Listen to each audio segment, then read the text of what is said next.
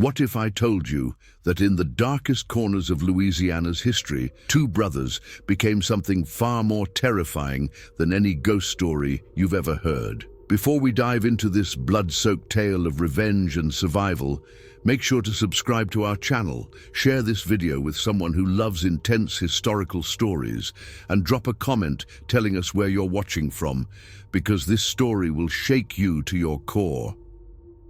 The year was 1844, and I was barely 16 when I witnessed what would forever change the course of my life and that of my older brother Malcolm. We were slaves on the Beauregard plantation, deep in the Louisiana bayou country, where the Spanish moss hung like funeral shrouds and the air itself seemed to carry the weight of human suffering. My name is Josiah, and this is the story of how my brother and I became the most feared killers in the entire South. Not by choice, but by necessity. The morning started like any other in that God-forsaken place. The overseer's bell clanged at 4:30, dragging us from our restless sleep in the cramped slave quarters. The wooden planks beneath us were damp with humidity and stained with decades of sweat, blood, and tears.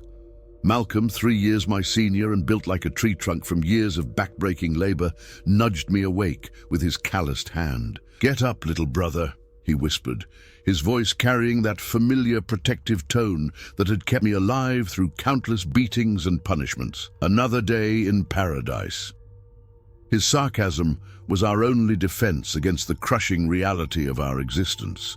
We dressed quickly in our tattered clothes, the same ones we'd worn for months, patched and repatched until they were more thread than fabric. The other slaves around us moved like ghosts, their spirits broken by years of systematic brutality under Master Beauregard's iron fist. As we filed out into the pre-dawn darkness, I caught sight of something that made my blood run cold. 3 of our fellow slaves, old Samuel, young Marcus, and pregnant Lily, were nowhere to be seen.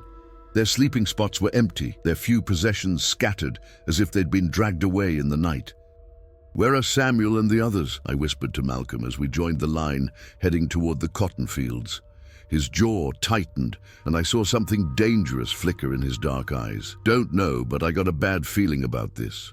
The head overseer, a vicious man named Garrett with a face like a scarred bulldog, stood waiting for us with his usual arsenal of whips and chains.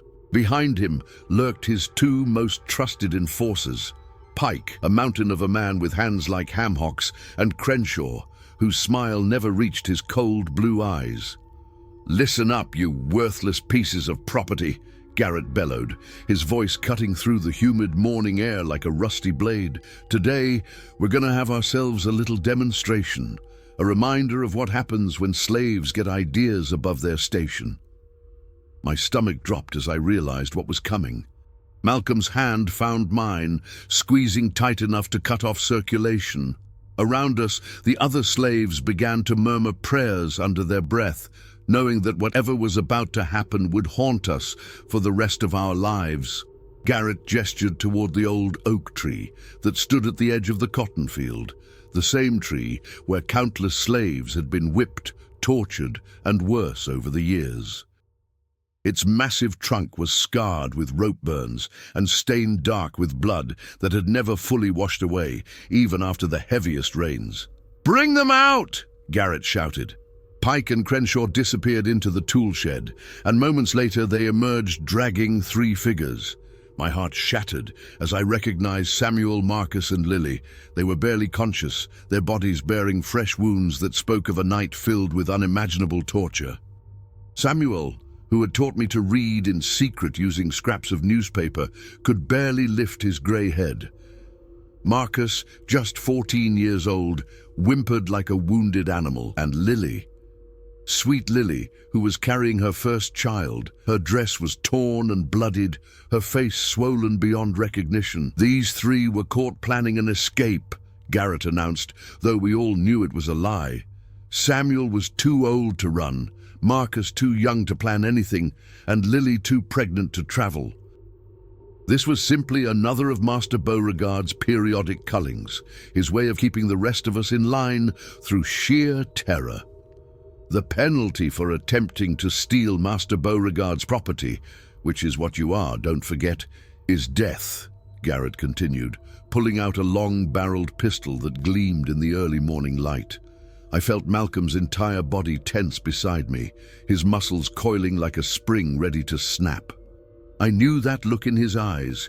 It was the same expression he'd worn when he'd killed that water moccasin that had threatened me years ago. Cold, calculating, and absolutely lethal. The first shot echoed across the plantation like thunder.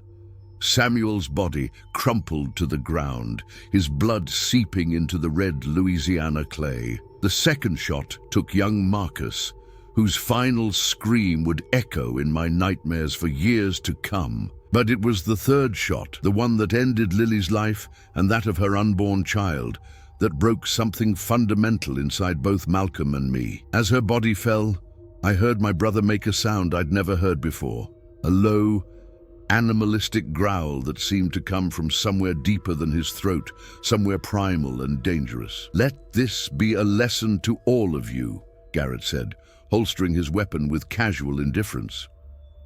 "Master Beauregard's property stays on Master Beauregard's land. Anyone who thinks otherwise ends up feeding the worms." As the overseers walked away, laughing and joking about their morning's work, I looked around at my fellow slaves. Some were crying silently, others stared at the ground in defeat, but all of them wore the same expression of hopeless resignation that had defined our existence for as long as I could remember. All except Malcolm. When I looked at my brother, I saw something that terrified and thrilled me in equal measure. The gentle giant who had protected me, taught me, and loved me was gone. In his place stood something harder, colder, and infinitely more dangerous. "They're gonna pay for this," he whispered, his voice so low that only I could hear it. "Every last one of them is gonna pay."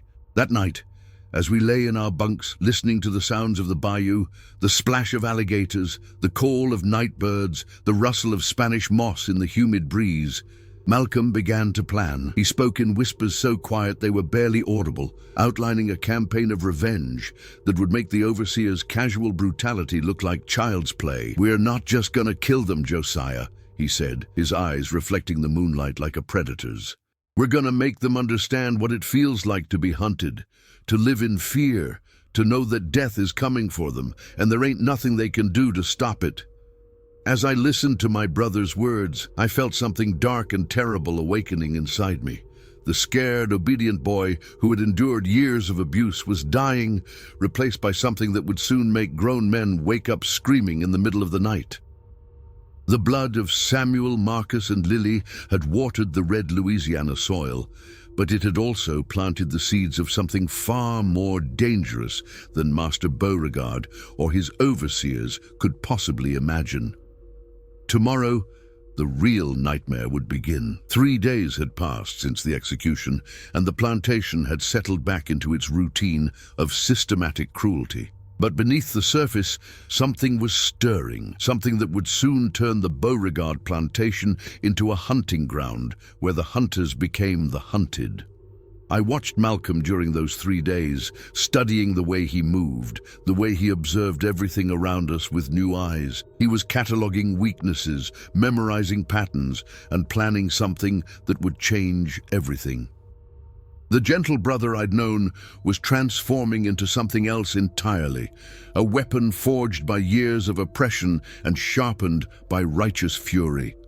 On the third night, as the overseers settled into their quarters after another day of brutality, Malcolm finally made his move. "Tonight, little brother," he whispered as we lay in our bunks, "tonight we start taking back what they stole from us." The overseer quarters were located in a separate building about 50 yards from the main house, close enough for the overseers to respond to any trouble from the slaves, but far enough away that Master Beauregard wouldn't be disturbed by their drunken revelry and violent entertainment. Garrett, Pike, and Crenshaw had spent the evening drinking corn whiskey and playing cards, their voices growing louder and more boisterous as the night wore on. They were celebrating their successful lesson from 3 days earlier, completely unaware that their victim's blood had awakened something far more dangerous than they could comprehend. At midnight, when the plantation had fallen into its deepest sleep, Malcolm and I slipped out of the slave quarters like shadows. Years of moving quietly to avoid beatings had taught us how to walk without making a sound, how to breathe without being heard, how to become invisible in plain sight. The moon was dark that night, hidden behind thick clouds that rolled in from the Gulf of Mexico. The only light came from the flickering candles in the overseer quarters, casting dancing shadows that would soon hide the most brutal violence the plantation had ever seen. Malcolm had spent those 3 days crafting weapons from the tools we used in the fields. A cotton hook had been sharpened into a curved blade that could open a man's throat in one swift motion. A broken piece of iron from a plow had been honed into a stabbing implement that could pierce flesh and bone with deadly efficiency. "Remember," Malcolm whispered as we approached the building, "we're not just killing them. We're sending a message. Every cut, every wound, every drop of blood has to tell a story." The overseer quarters consisted of 3 rooms connected by a narrow hallway. Garrett slept in the largest room at the end, while Pike and Crenshaw occupied the smaller chambers on either side. The building was old and poorly constructed, with gaps between the wooden planks that allowed us to peer inside and assess our targets. Pike was our first victim. The massive overseer lay sprawled across his bed, snoring like a freight train, his clothes reeking of whiskey and tobacco. His whip, the same one he'd used to flay the skin from countless slaves, hung from a peg on the wall, within easy reach of his sleeping form. Malcolm moved like death itself, sliding through Pike's window with the fluid grace of a predator. I followed, my heart pounding so hard I was certain it would wake our victim, but Pike continued to snore, lost in whatever drunken dreams occupied his twisted mind. My brother positioned himself beside the bed, the sharpened cotton hook gleaming in the dim candlelight. For a moment he hesitated, and I saw a flicker of the old Malcolm, the gentle soul who had sung me to sleep during the worst nights of our captivity. Then he remembered Lily's screams, Samuel's blood, Marcus's final breath, and the hesitation vanished. The cotton hook opened Pike's throat in one smooth motion, cutting so deep it nearly severed his head from his shoulders. Blood erupted like a crimson fountain, soaking the bed, the walls, and both of us in warm, sticky gore. Pike's eyes snapped open for just an instant, wide with shock and terror, before the light faded from them forever. But Malcolm wasn't finished. With methodical precision, he began carving symbols into Pike's massive chest, marks that looked like claw wounds from some enormous beast. He worked quickly but carefully, ensuring that anyone who found the body would see something that defied explanation. "What are you doing?" I whispered, horrified by the systematic mutilation. "Making them think we're something more than human," Malcolm replied, his voice eerily calm. "Fear is our greatest weapon now, Josiah. If they think we're monsters, they'll make mistakes. And when they make mistakes, we kill them." Crenshaw was next. The second overseer was a lighter sleeper, but years of drinking had dulled his reflexes.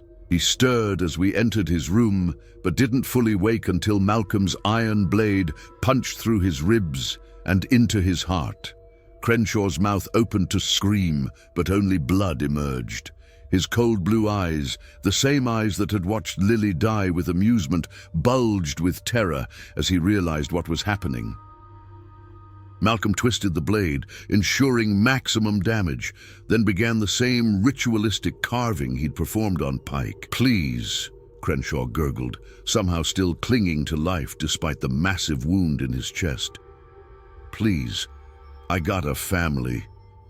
"So did Lily," Malcolm replied, driving the blade deeper. "So did Samuel. So did Marcus." Crenshaw died with that knowledge burning in his eyes. Garrett proved to be our greatest challenge.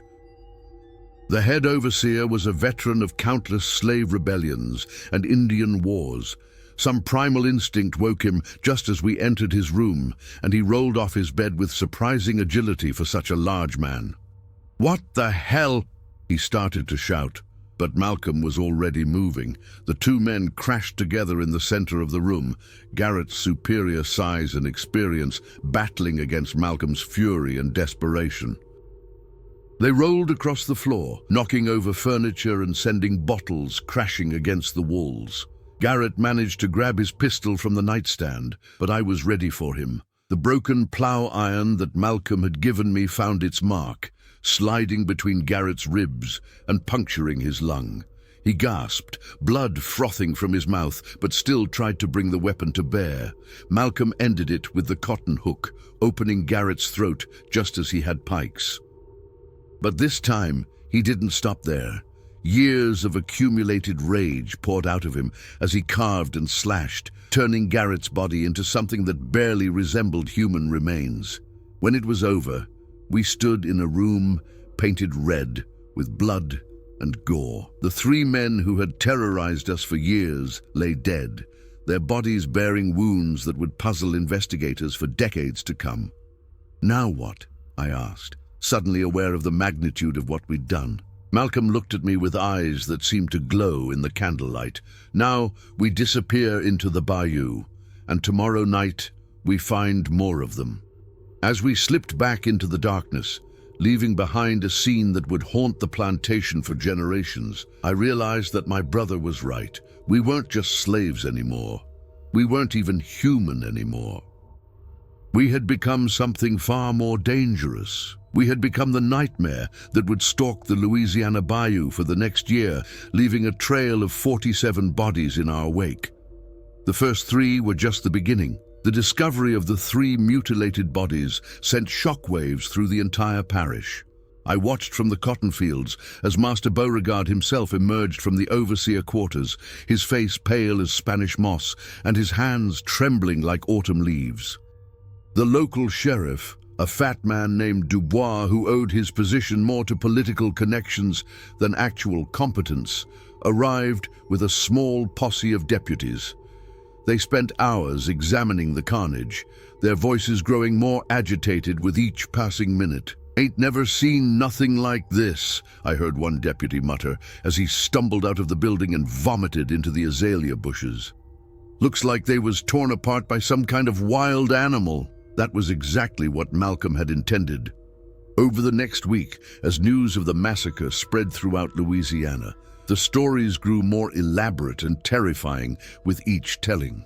Some claimed it was the work of a rogue alligator that had somehow learned to use tools. Others whispered about ancient Creole curses awakened by the spilled blood of innocents. But the most persistent rumor, the one that would eventually define our legend, spoke of 2 shadow men who moved through the bayou like vengeful spirits, marking their victims with claws that no earthly creature possessed. Malcom and I had vanished into the swampland immediately after the killings, using knowledge passed down through generations of runaway slaves to navigate the treacherous waterways and hidden islands that dotted the Louisiana wetlands. We built a crude shelter on a small patch of dry land, surrounded by cypress trees and Spanish moss, invisible to anyone who didn't know exactly where to look. During the day, we remained hidden, observing the plantation from a distance and planning our next moves. At night, we became hunters. Our second target was a slave trader named Hutchins, who operated out of a ramshackle compound about 5 miles downriver from the Beauregard plantation. He specialized in breaking rebellious slaves through methods that made the overseer's cruelty look gentle by comparison. Hutchins kept his human merchandise in a series of wooden cages that were barely large enough for a grown person to lie down. The stench of human waste, rotting food, and despair hung over the compound like a physical presence, making my stomach churn even from our hiding spot in the nearby trees. 12 slaves in those cages, Malcom whispered as we watched Hutchins make his evening rounds, all of them somebody's family, all of them suffering because men like him see profit in human misery. Hutchins was a careful man who had survived years in a dangerous business by never taking unnecessary risks. He employed 4 armed guards who worked in shifts, ensuring that someone was always awake and alert. His compound was surrounded by a wooden fence topped with sharpened stakes, and he kept a pack of hunting dogs that could track a man for miles through the swamp. But Malcom had spent the week studying Hutchins' operation, learning his routines, identifying his weaknesses, and on a moonless night when the fog rolled in thick from the Gulf, we struck. The dogs were our first obstacle. These weren't pets or companions. They were weapons trained to hunt human beings, their natural instincts twisted into something monstrous by years of conditioning. Malcom had prepared for them by collecting certain plants from the swamp, herbs that the old slaves had used to mask their scent during escape attempts. We approached the compound from downwind, our bodies coated with a mixture of mud and plant oils that made us invisible to the dogs' sensitive noses. The animals remained calm as we scaled the fence, completely unaware that death was walking among them. The first guard died without ever knowing we were there. Malcolm's cotton hook opened his throat as he sat smoking a pipe and reading a dime novel by lamplight. The man's blood splattered across the pages, mixing with the cheap ink to create patterns that looked almost artistic in the flickering light. The second guard proved more challenging. He was making his rounds when he discovered his partner's body, and his shout of alarm echoed across the compound like a church bell. But the fog muffled sound and confused direction, and by the time he realized where the danger was coming from, my plow iron was already sliding between his ribs. Hutchins emerged from his cabin with a shotgun in his hands and murder in his eyes. He was a veteran of countless violent encounters, and he moved with the confidence of a man who had never met an opponent he couldn't kill or intimidate. "Come out, you cowardly bastards!" he shouted into the fog. "Show yourselves and die like men!" Malcom obliged him. My brother materialized from the mist like something out of a fever dream, his body covered in mud and blood, his eyes reflecting the lamplight like a wild animal's. The cotton hook in his hand gleamed wetly, and the ritualistic scars he'd carved into his own arms and chest made him look like some primitive war god risen from the swamp. Hutchins fired both barrels of his shotgun, but the fog and his own terror threw off his aim. The buckshot shredded the air where Malcom had been standing, but my brother was already moving, circling around behind his target with the fluid grace of a predator. The slave trader tried to reload, but his hands were shaking too badly to manage the simple task. He dropped shells, fumbled with the breech, and cursed with increasing desperation as he realized that death was stalking him through the mist. Malcolm's attack came from behind, the cotton hook opening Hutchins' back from shoulder blade to hip. The slave trader screamed and spun around, swinging the empty shotgun like a club, but Malcom was already gone, vanished back into the fog like a ghost. The psychological warfare continued for nearly an hour. Malcom would appear just long enough to inflict another wound, then disappear before Hutchins could retaliate. Each cut was precisely placed to cause maximum pain without immediately killing, and each attack left the slave trader more terrified and disoriented. By the time Malcom finally ended it, Hutchins was begging for mercy, promising money, freedom, anything if we would just make the nightmare stop. But mercy was a luxury we could no longer afford. The final guard tried to run when he saw what remained of his employer. He made it almost to the gate before my plow iron found his spine, dropping him face first into the mud where he bled out slowly, his fingers clawing uselessly at the earth. But our work wasn't finished. We spent the rest of the night freeing the slaves from their cages, giving them weapons and directions to safe houses operated by the Underground Railroad. Most were too weak or traumatized to travel far, but a few had enough strength left to make the journey north to freedom. Before we left, Malcom performed his ritualistic carving on all 4 bodies, creating wounds that looked like the work of some enormous beast. He also left behind other signs, strange symbols scratched into the wooden walls, arrangements of bones and feathers that suggested occult practices, anything that would add to the growing legend of the Shadow Men. As dawn broke over the compound, we melted back into the swamp, leaving behind a scene that would fuel nightmares throughout the parish. 4 more bodies added to our count, 4 more messages sent to those who profited from human suffering. But more importantly, we had freed 12 souls from bondage, giving them a chance at the life that had been stolen from them. That knowledge burned bright in my chest, a warm flame that helped push back the darkness that was slowly consuming my soul. The newspapers called it the work of savage beasts and inhuman monsters. The local authorities posted rewards for information about the creatures responsible for the killings. Plantation owners began hiring additional guards and building higher fences, but none of them understood the truth that we weren't monsters at all. We were simply men who had been pushed beyond the breaking point, transformed by systematic cruelty into something that could fight back against the machine of oppression. And we were just getting started. Word of our activities had spread far beyond the parish boundaries, carried by terrified whispers and sensationalized newspaper accounts that painted us as everything from escaped circus animals to demons summoned by voodoo practitioners. The truth, as always, was both simpler and more terrifying than any of the wild theories circulating through the drawing rooms and taverns of Louisiana society. Master Beauregard, his plantation now operating with a skeleton crew of overseers imported from other states, had joined forces with neighboring plantation owners to form what they grandly called the Parish Defense Committee. In reality, it was nothing more than a collection of frightened men with too much money and too little courage, willing to pay others to solve a problem they couldn't understand. The solution they settled on was a group of professional slave hunters, led by a man named Captain Ezra Blackwood, a former military officer who had made his fortune tracking down runaway slaves throughout the Deep South. Blackwood was everything the plantation owners weren't: competent, experienced, and utterly without conscience. I watched from our hidden position in the cypress trees as Blackwood and his men arrived at the Beauregard plantation. There were 8 of them in total, all mounted on fine horses and armed with the latest rifles and pistols.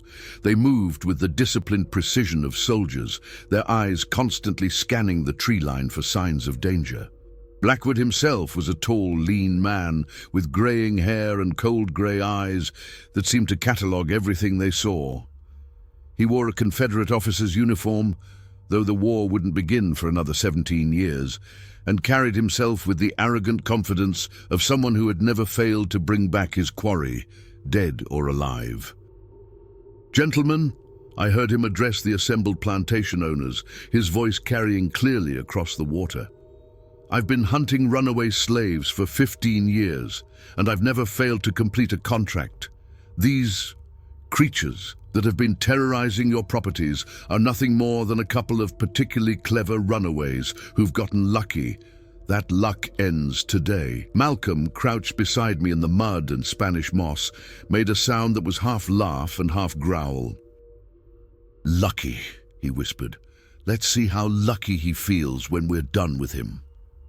Over the past month, my brother had changed in ways that both thrilled and terrified me.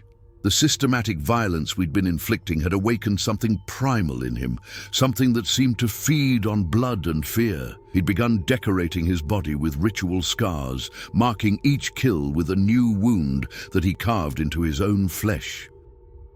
His eyes had taken on a predatory gleam that never seemed to fade, and he moved through the swamp with an inhuman grace that made even the alligators give him a wide berth. I was changing too, though I tried not to think about it. The scared boy who had watched Samuel, Marcus, and Lily die was gone, replaced by something harder and more ruthless. I'd learned to kill without hesitation, to inflict pain without remorse, to see our enemies not as human beings, but as obstacles to be removed. Blackwood's plan was methodical and professional. He divided his men into 3 teams of 2, with himself and his lieutenant forming the 4th team. They would sweep through the swamp in a coordinated pattern, using tracking dogs and local guides to flush us out of hiding. Once we were located, they would close in from multiple directions, cutting off any escape routes. It was a good plan. It might even have worked against ordinary runaway slaves, but we weren't ordinary anymore. The first team consisted of 2 brothers named Garrett and Samuel Hutchins, relatives of the slave trader we'd killed the previous month. They were motivated by revenge as much as money, which made them dangerous but also predictable. Grief and anger clouded judgment, and clouded judgment led to mistakes.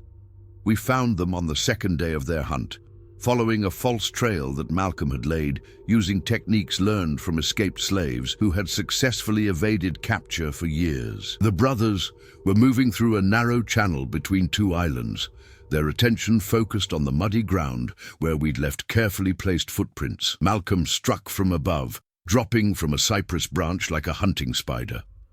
His cotton hook opened the younger brother's throat before the man could even cry out, sending a spray of arterial blood across the dark water. The older brother spun around, raising his rifle, but I was already behind him, my plow iron sliding between his ribs and into his heart. But this time, we didn't just kill them and leave. Malcom had developed a new strategy, one designed to maximize the psychological impact of our attacks. We stripped the bodies and hung them from the cypress branches, positioning them so they would be clearly visible to anyone following the same trail. Then Malcom performed his ritualistic carving, creating wounds that looked like the work of some enormous predator. Finally, we arranged the men's weapons and equipment in strange patterns around the base of the tree, creating a scene that suggested occult practices. The second team found their colleagues 3 hours later. I watched from concealment as the 2 men stared up at the hanging corpses, their faces pale with shock and terror. One of them vomited into the swamp water, while the other began muttering prayers in what sounded like Latin. "Jesus Christ," one of them whispered. "What kind of animals are we dealing with?" "Not animals," his partner replied, his voice shaking. "Something worse." They retreated immediately, abandoning their search to report back to Blackwood, but we weren't finished with them yet. Malcom and I followed the fleeing hunters through the swamp, staying just out of sight, but making sure they knew they were being pursued.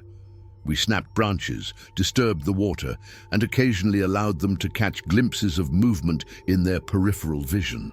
By the time they reached the main camp, they were jumping at shadows and firing at every sound. The third team lasted slightly longer, but only because they were more experienced. These were professional bounty hunters who had tracked dangerous men through some of the most hostile terrain in North America. They moved carefully, watched each other's backs, and never allowed themselves to be separated. But experience could only take them so far against opponents who knew the swamp like their own heartbeat. We attacked them during the night, when the fog rolled in thick and the sounds of the bayou masked our approach. Malcom took the first man with his cotton hook, opening his throat while he stood guard duty. I killed the second with my plow iron as he slept, driving the sharpened metal through his skull and into his brain. These bodies we left where they fell, but not before Malcom performed his ritualistic mutilation. The wounds he carved were getting more elaborate, more artistic, as if he was developing his own twisted form of expression through violence. By the fourth day, Blackwood was down to just himself and his lieutenant, a nervous young man named Morrison who kept glancing over his shoulder as if expecting death to materialize from the Spanish moss. The professional confidence that had characterized their arrival was gone, replaced by the hunted look of men who had finally encountered something beyond their understanding. "Sir," Morrison said as they made camp on a small island that offered clear sightlines in all directions, "maybe we should consider withdrawing." regrouping with additional men. Blackwood's response was to backhand the younger man across the face, sending him sprawling into the mud. "We don't retreat from a couple of runaway slaves, Morrison. We finish the job we were paid to do." Oh, but I could see the fear in Blackwood's eyes, the way his hand never strayed far from his pistol, the way he started at every sound from the surrounding swamp. He was beginning to understand that he wasn't the hunter anymore. He was the prey. That night, as the two men huddled around their campfire and tried to peer through the darkness that pressed in around them like a living thing, Malcom and I prepared for our final assault. We had saved the best for last, planning something special for the man who had dared to hunt us like animals. Captain Ezra Blackwood was about to learn that some prey fights back, and when it does, the hunter becomes the hunted. The fog that night was thicker than I'd ever seen it, rolling in from the gulf like the breath of some enormous beast. It swallowed the swamp whole, turning familiar landmarks into alien shapes and muffling sound, until even our own breathing seemed unnaturally loud. Perfect hunting weather. Malcom and I had spent the day preparing for what would be our most elaborate kill yet. My brother's transformation was now complete. The gentle soul who had once sung lullabies to comfort me had been replaced by something that seemed to feed on violence and fear. His body was covered in ritual scars, each one representing a life he'd taken, and his eyes held a predatory gleam that never seemed to fade. I was changing too, though I tried not to acknowledge it. The systematic killing had awakened something dark in my soul. Something that whispered that our enemies deserved not just death, but suffering. The scared boy who had watched Lily die was gone, replaced by a creature that could inflict pain without remorse. Blackwood and Morrison had made their camp on a small island surrounded by deep water, thinking the natural barrier would protect them from attack. They'd built their fire in the center of the clearing and positioned themselves with clear sightlines in all directions. It was a textbook defensive position that should have been impregnable. But they had made one crucial mistake. They were thinking like soldiers, fighting other soldiers, not like men being hunted by predators who'd been born and raised in this swamp. "You take Morrison," Malcom whispered, as we slipped through the water like alligators, our bodies coated with mud and plant matter that made us invisible in the darkness. "I want Blackwood for myself." The young lieutenant was the weaker of the two, both physically and mentally. The past few days had broken something inside him, and he sat by the fire with his rifle across his knees, jumping at every sound from the surrounding darkness. His hands shook as he tried to light a cigarette, and I could smell the fear sweat on him, even through the thick fog. Blackwood was made of sterner stuff, but even he was showing signs of strain. He sat with his back to a large cypress tree, his pistol drawn and ready, his eyes constantly scanning the perimeter of their small camp. But his attention was focused outward, watching for an attack from the water or the surrounding trees. He never thought to look up. I had learned to climb like a monkey during our weeks in the swamp, and the cypress trees were old friends that offered easy passage through their massive branches. I moved through the canopy like a shadow, positioning myself directly above Morrison while Malcom approached Blackwood from the water. The attack began with psychological warfare. Malcom started making sounds from the darkness. Not quite human, not quite animal, but something that seemed to come from the deepest nightmares of both men. Low growls, scratching noises, the splash of something large moving through the water just beyond the edge of their vision. "What the hell is that?" Morrison whispered, his voice cracking with terror. "Just the swamp," Blackwood replied, but I could hear the uncertainty in his voice. "Gators, maybe. Or a bear." But the sounds continued, growing closer and more frequent. Malcom was circling their position like a predator, letting them know they were being hunted without revealing his exact location.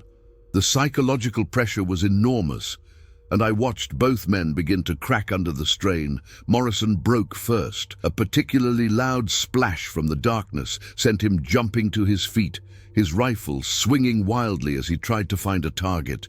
"There!" he shouted, firing blindly into the fog. "I saw something!" The muzzle flash illuminated nothing but empty water and Spanish moss, but it also destroyed their night vision and revealed their exact position. Malcom had been waiting for exactly this moment. I dropped from the tree branch like a hunting spider, landing directly behind Morrison as he fumbled to reload his rifle. My plow iron slid between his ribs and into his heart before he could even turn around, but I didn't kill him immediately. Instead, I held him upright, using his body as a shield, while Malcom emerged from the water like some primordial nightmare. My brother had decorated himself for this final hunt, covering his body with mud and Spanish moss until he looked more like a swamp creature than a human being. The ritual scars on his chest and arms seemed to glow in the firelight, and his eyes reflected the flames like a wild animal's. Blackwood fired 3 shots in rapid succession, but Morrison's body absorbed the bullets meant for me. The young lieutenant died with a gurgling scream, his blood spraying across the campfire and sending up clouds of hissing steam. "Come on then, you bastard!" Blackwood shouted, drawing his backup pistol as Malcom advanced through the smoke and steam. "Let's finish this!" But Malcom wasn't interested in a quick kill. He wanted Blackwood to suffer, to understand what it felt like to be hunted like an animal. He circled the fire like a predator, just close enough to be seen, but too far away for an accurate shot. "You came here to hunt slaves," Malcom said, his voice carrying an inhuman quality that made my skin crawl. "But we ain't slaves anymore. We're something else now. Something you created with your whips and chains and casual cruelty." Blackwood fired again, but his hands were shaking too badly for accuracy. The bullet went wide, embedding itself in a cypress trunk with a solid thunk. "What are you?" Blackwood whispered, his professional composure finally cracking completely. "We're your judgment," Malcom replied, lunging forward with his cotton hook gleaming in the firelight. The 2 men crashed together in a tangle of limbs and weapons, rolling across the muddy ground as they fought for their lives. Blackwood was larger and more experienced, but Malcom fought with the desperate fury of a man who had nothing left to lose. The cotton hook opened a long gash across Blackwood's chest, but the former officer managed to grab Malcolm's wrist before he could strike again. They rolled toward the fire, sparks flying as their bodies disturbed the burning logs. I wanted to help, but this was Malcolm's fight. He needed to face Blackwood alone, to prove to himself that he could defeat the man who represented everything we were fighting against. The battle raged for what felt like hours, but was probably only minutes. Both men were bleeding from multiple wounds, their clothes torn and muddy, their faces twisted with pain and determination. But gradually, Malcolm's youth and fury began to overcome Blackwood's experience and training. The end came when Blackwood made a desperate grab for his fallen pistol. Malcolm's cotton hook caught him in the throat, opening his carotid artery in a spray of crimson that painted the nearby trees. The former officer collapsed, his hands clutching uselessly at the wound as his life pumped out onto the muddy ground. But Malcom wasn't finished. With methodical precision, he began carving symbols into Blackwood's chest, creating wounds that looked like the work of some enormous beast. But these cuts were different from the others, more elaborate, more artistic, as if my brother was developing his own twisted form of expression through violence. "Why are you doing that?" I asked, disturbed by the ritualistic nature of the mutilation. "Because they need to know," Malcom replied, his voice eerily calm. "They need to understand that we're not just killing them. We're marking them, claiming them, making them part of something bigger." As he worked, I realized that my brother had crossed a line that I wasn't sure I could follow him across. The systematic violence was changing him into something that wasn't quite human anymore, something that seemed to feed on blood and fear.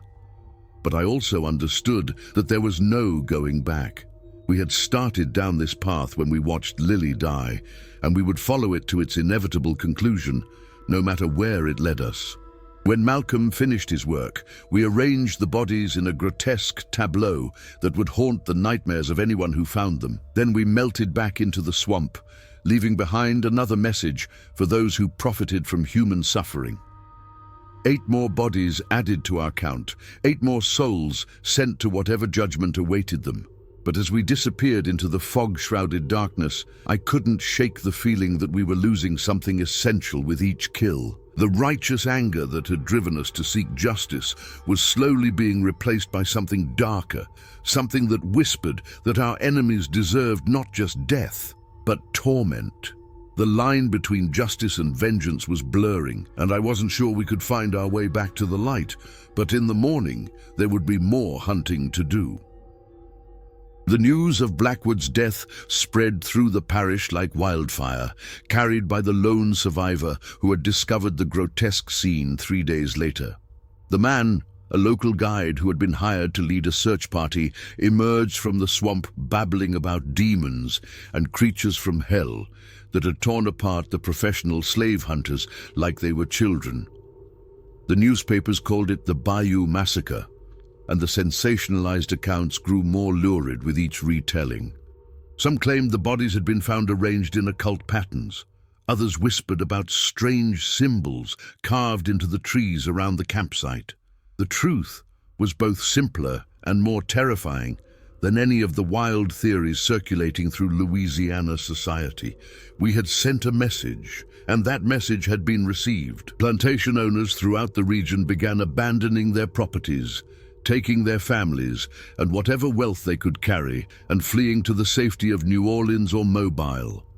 Those who remained hired small armies of guards and built their houses into virtual fortresses, surrounding themselves with high walls and armed men. But Master Beauregard was too proud and too stubborn to run. "I'll be damned if I let a couple of runaway slaves drive me from my own land," I heard him tell his remaining overseers during one of our nighttime reconnaissance missions. "This plantation has been in my family for 3 generations, and it'll take more than a pair of swamp rats to make me abandon it." His defiance would prove to be a fatal mistake. Malcom had been planning something special for the Beauregard plantation, not just another killing, but a complete purification that would erase the stain of slavery from the land where we had suffered for so many years. He called it our final judgment, and the ritualistic way he spoke about it made my skin crawl. My brother had changed dramatically over the past months.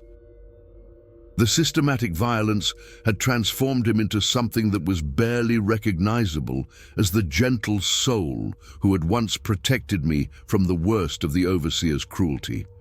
His body was covered in ritual scars, each one representing a life he had taken, and his eyes held a predatory gleam that never seemed to fade. He had also begun talking to himself, or rather, to something that only he could see. I would catch him having whispered conversations with empty air, nodding as if receiving instructions from some invisible presence.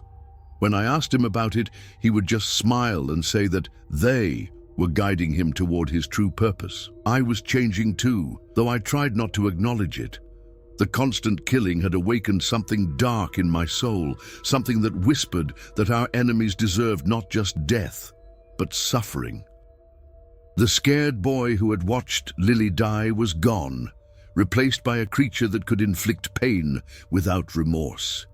But unlike Malcom, I still retained enough of my humanity to be disturbed by what we were becoming.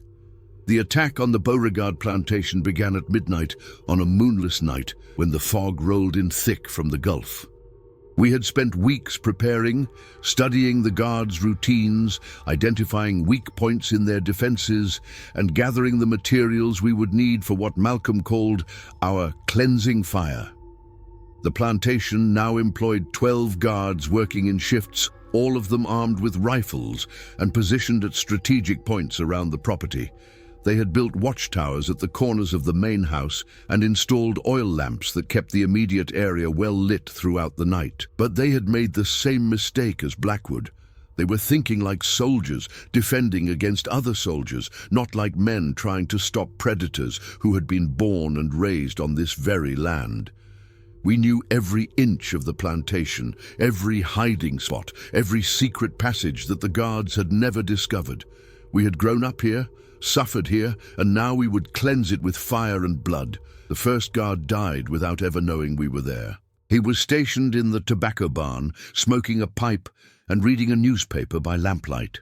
Malcolm's cotton hook opened his throat as he turned a page, sending blood spraying across the headlines about the bayou demons that were terrorizing the region. The second guard was patrolling the perimeter when I found him.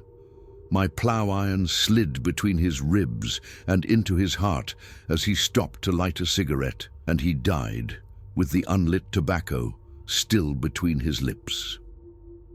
But this time, we didn't just kill the guards and leave. Malcolm had prepared something special for this final assault, containers of lamp oil that we had stolen from abandoned plantations, along with bundles of dry Spanish moss that would burn like tinder. "Tonight, we purify this place," Malcolm whispered as we moved through the darkness like avenging angels. "Tonight, we wash away the stain of slavery with cleansing fire." The slave quarters were our first target. The wooden buildings, where we had suffered for so many years, went up like torches, the dry timber crackling and popping as the flames consumed decades of human misery. But we made sure the buildings were empty first. The few remaining slaves had been moved to the main house for protection, though we all knew it was really to prevent them from escaping during the chaos. The tobacco barn was next, then the cotton gin, then the stables. Each building erupted in flames that reached toward the sky like prayers for justice, casting dancing shadows across the plantation grounds and turning night into day.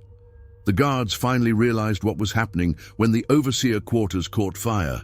They came running from their posts, shouting orders and firing blindly into the darkness, but we were already gone, melted back into the shadows like the demons they believed us to be. Master Beauregard emerged from his house in his nightclothes, his face twisted with rage and disbelief as he watched his life's work burn around him. "Find them!" he screamed at his remaining guards. "Find them and bring me their heads!" But his men were too terrified to venture far from the main house. They had heard the stories about the bayou demons, seen the mutilated bodies of those who had tried to hunt us. They formed a defensive circle around their employer and waited for dawn, hoping that daylight would drive away the nightmare that had descended upon them. They were wrong. As the plantation burned around us, Malcolm and I began our final assault on the main house.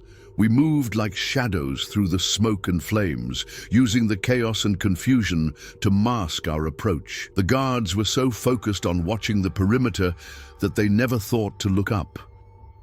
I climbed to the second-floor balcony while Malcolm entered through the kitchen.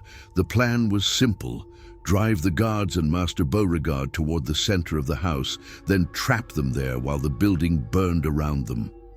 The first guard I encountered was standing at a window, watching the fires consume the outbuildings. He never heard me coming. My plow iron punched through the base of his skull and into his brain, killing him instantly. His body slumped against the window frame, blood running down the glass like rain. Malcolm was working his way through the ground floor, and I could hear the screams and gunshots that marked his passage. He wasn't trying to be subtle anymore. This was about terror, about making our enemies understand what it felt like to be hunted like animals. Master Beauregard had barricaded himself in his study with his remaining guards, but the wooden door wouldn't hold us for long. Malcolm kicked it open with inhuman strength, his cotton hook gleaming in the lamplight as he advanced on the men who had made our lives a living hell. "Please," Beauregard whimpered, his aristocratic composure finally cracking completely. "I'll give you anything. Money, freedom, whatever you want." "We already took our freedom," Malcolm replied, his voice carrying an inhuman quality that made my skin crawl. "Now we're here for justice." The final battle was brief but brutal. The guards fought with the desperation of cornered animals, but they were no match for opponents who had been forged in the fires of systematic oppression. One by one, they fell to our weapons, their blood painting the expensive wallpaper and Persian rugs. Master Beauregard was the last to die, and Malcolm made sure his death was neither quick nor merciful. The cotton hook opened wounds that bled freely but didn't immediately kill, and my brother took his time carving the ritual symbols that had become his signature. "This is for Lily," Malcolm whispered as he worked. "This is for Samuel. This is for Marcus. This is for every soul that suffered and died on this cursed land." When it was over, we stood in a house painted red with blood and surrounded by cleansing fire. The plantation that had been our prison for so many years was being consumed by flames that reached toward the sky like prayers for justice. But as we prepared to leave, I realized that something fundamental had changed in my brother. The systematic violence had transformed him into something that was no longer quite human, something that seemed to feed on blood and fear. "What happens now?" I asked, as we watched the main house begin to burn. Malcolm smiled, and in that expression I saw something that chilled me to the bone. "Now we find the others," he said. "Every plantation owner, every overseer, every slave trader in Louisiana. We cleanse them all." As we disappeared into the smoke-filled darkness, leaving behind a scene that would haunt the region for generations, I couldn't shake the feeling that we had crossed a line from which there could be no return. The scared boy who had watched Lily die was gone forever, replaced by something darker and more dangerous than anything the plantation owners could possibly imagine. And there were still more souls to claim before our work was done. 6 months had passed since the burning of the Beauregard plantation, and our legend had grown beyond anything I could have imagined. The newspapers called us everything from the Bayou Demons to the Shadow Brothers, and our body count had reached 43 confirmed kills, with dozens more missing persons attributed to our activities. But the systematic violence was taking its toll on both of us, though in different ways. Malcolm had become something that was barely recognizable as human. His body was covered in ritual scars, each one representing a life he had taken, and his conversations with invisible presences had become more frequent and more disturbing. He spoke of cleansing the entire South and purifying the land with blood and fire, his eyes holding a fanatical gleam that never seemed to fade. I was changing too, but unlike my brother, I still retained enough of my humanity to be horrified by what we were becoming. The constant killing had awakened something dark in my soul, but it hadn't completely consumed me the way it had consumed Malcolm. The breaking point came when we encountered a small plantation outside of Baton Rouge, where the owner, a man named Caldwell, had actually treated his slaves with something approaching decency. The living conditions were clean, the work was hard but not brutal, and there were no reports of systematic torture or murder. But Malcolm didn't care about such distinctions anymore. "They're all guilty," he said, as we watched the plantation from our hiding spot in the nearby woods. "Every single one of them profits from human bondage. They all deserve to burn." "But these people aren't like Beauregard," I protested. "They're not monsters, they're slaveholders," Malcolm interrupted, his voice carrying that inhuman quality that had become his trademark. "That's all that matters." That night, as Malcolm prepared to launch another assault, I made a decision that would haunt me for the rest of my life. I couldn't stop my brother from his path of destruction, but I couldn't be part of indiscriminate slaughter either. I left him there in the darkness, slipping away into the swamp while he planned his attack on people whose only crime was being born into a system they hadn't created. It was the hardest thing I'd ever done, abandoning the brother who had protected me for so many years, but I couldn't watch him become the very monster we had originally fought against. The next morning, I heard the gunshots echoing across the water, not the systematic executions that had become our trademark, but the chaotic sounds of a desperate battle. Malcom had attacked the plantation alone, and Caldwell's guards had been ready for him. When I finally worked up the courage to investigate, I found a scene that would be burned into my memory forever. Malcom had killed 6 men before they brought him down, but the cost had been enormous. His body was riddled with bullet holes, his blood mixing with the Louisiana mud to create patterns that looked almost artistic in the morning light. But even in death, he had managed one final act of defiance. The ritual scars he had carved into his own body formed a message that was clearly visible to anyone who found him. Symbols that spoke of judgment, purification, and the price of human bondage. The authorities found 47 bodies that could be definitively attributed to our campaign of vengeance, though the true number was probably higher. Some victims had simply disappeared into the swamp, their bodies never recovered, their fates known only to the alligators and the Spanish moss. I survived by disappearing completely, using skills learned during our months as fugitives to vanish into the vast network of runaway slaves, free blacks, and abolitionists who operated throughout the South. I changed my name, altered my appearance, and never spoke of what my brother and I had done during that terrible year. But the legend lived on. For decades afterward, plantation owners throughout Louisiana would wake up screaming from nightmares about the Shadow Brothers. Children would be warned not to venture into the swamp after dark, lest they encounter the spirits of Josiah and Malcom, still hunting for those who profited from human suffering. Some claim to have seen us in the mist-shrouded bayous, moving through the Spanish moss like avenging angels.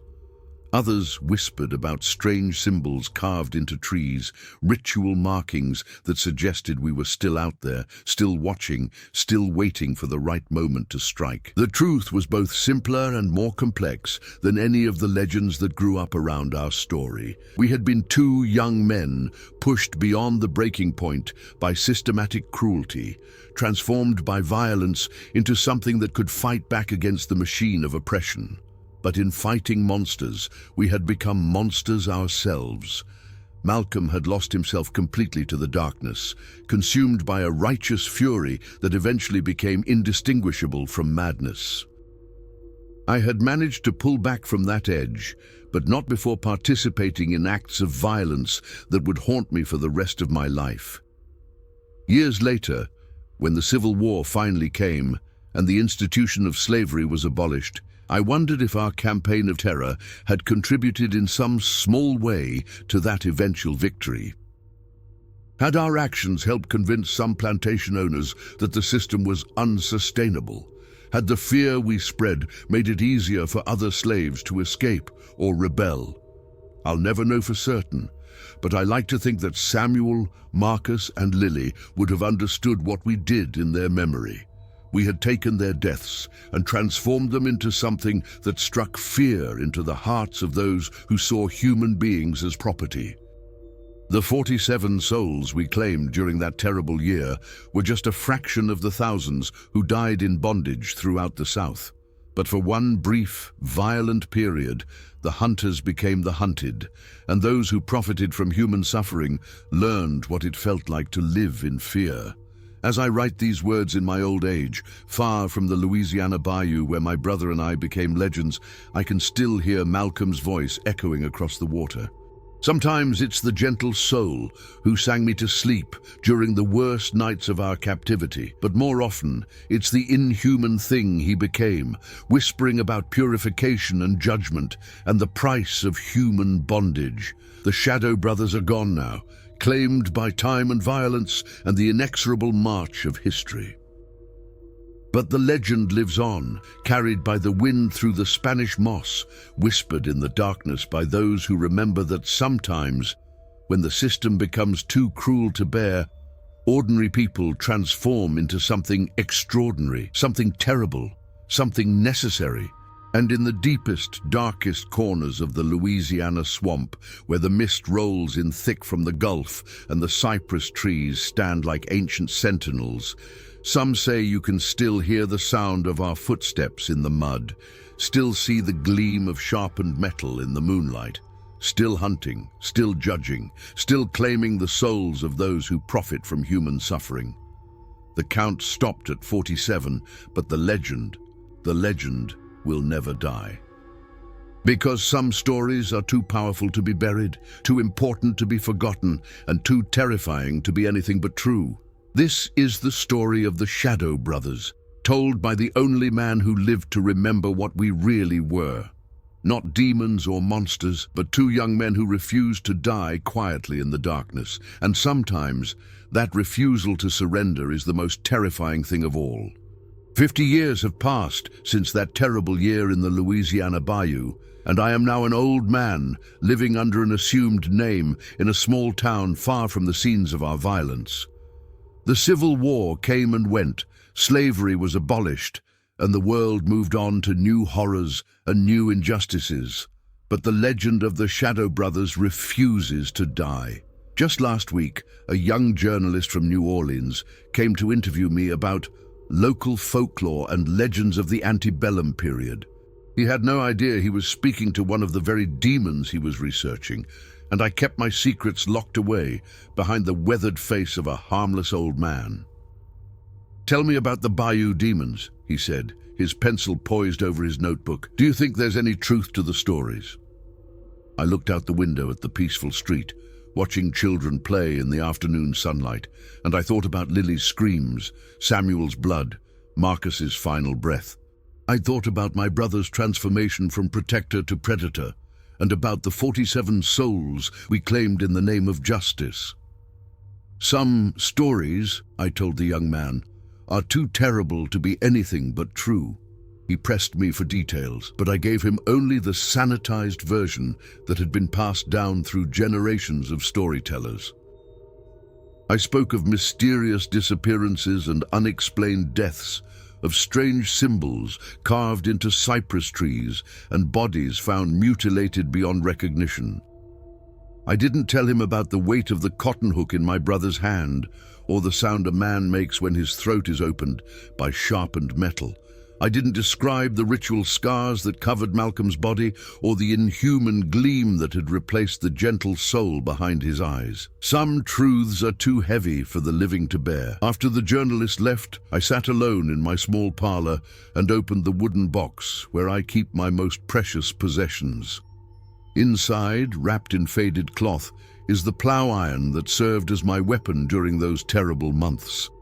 The metal is still stained with rust that might be blood, and sometimes, in the quiet hours before dawn, I swear I can still feel the weight of it in my hand. Next to the weapon is a small piece of Spanish moss that I took from the tree where we hung the Hutchins brothers. It's dry and brittle now, but it still carries the scent of the bayou, still whispers of mist-shrouded nights, and the sound of our footsteps in the mud. And at the bottom of the box, carefully preserved between sheets of glass, is a newspaper clipping from 1845. The headline reads, "Bayou Demons Claim Final Victims. Reign of Terror Ends with Death of Mysterious Killers." And the article describes the discovery of Malcolm's body and speculates about the identity of his accomplice, who was never found. It mentions the 47 confirmed deaths and suggests that the creatures responsible were likely escaped slaves driven mad by their treatment. They were closer to the truth than they knew. Sometimes, late at night, when the wind is blowing just right, I can hear my brother's voice calling to me across the years. Not the monster he became, but the gentle soul who protected me during the darkest days of our captivity. He's asking me to join him, to take up the cotton hook once more and continue the work we started. But I'm too old now, too tired, and perhaps too wise to answer that call. The world has moved on, and the particular evil we fought against has been replaced by new forms of injustice that require different kinds of warriors. Yet I know that somewhere in the Louisiana bayou, in the mist-shrouded channels between the cypress trees, the legend of the Shadow Brothers continues to grow, New stories are added with each telling. New details emerge from the collective imagination of a people who understand that sometimes, when the system becomes too cruel to bear, ordinary men must become extraordinary. Children still dare each other to venture into the swamp after dark, hoping to catch a glimpse of the demons who once terrorized the plantation owners. Historians debate whether we were real or mythical, heroes or villains, freedom fighters or simple murderers. The truth, as always, is more complex than any of them imagine. We were two young men who watched innocents die and decided that silence was complicity. We were products of a system so brutal that it created its own destroyers. We were the nightmare that slaveholders brought upon themselves through their casual cruelty and systematic dehumanization. And in the end, we were exactly what we needed to be. A reminder that every action has consequences, that every injustice creates its own response, and that sometimes the oppressed become the oppressor's worst nightmare. The count remains at 47, frozen in time like the Spanish moss in my wooden box. But the legend grows stronger with each passing year, fed by the collective memory of those who understand that some stories are too important to die. Because in a world where the powerful prey upon the weak, where human beings are treated as property, where children watch their families destroyed by systematic cruelty, there must always be the possibility that somewhere in the darkness, justice is waiting, watching, hunting, ready to claim the souls of those who profit from human suffering. This is the true story of the Shadow Brothers, told by the last man who remembers what we really were. Not demons or monsters, but two young men who refused to die quietly in the darkness. And perhaps, in a world that still struggles with injustice and oppression, that refusal to surrender is the most important lesson of all. The bayou keeps its secrets, but some truths are too powerful to remain buried forever. 47 souls claimed in the name of justice, one legend that will never die. And somewhere in the mist-shrouded darkness of the Louisiana swamp, the Shadow Brothers are still hunting, still waiting, still watching for those who would profit from human suffering, because some debts can never be fully paid, and some stories are too terrible and too necessary to ever truly end.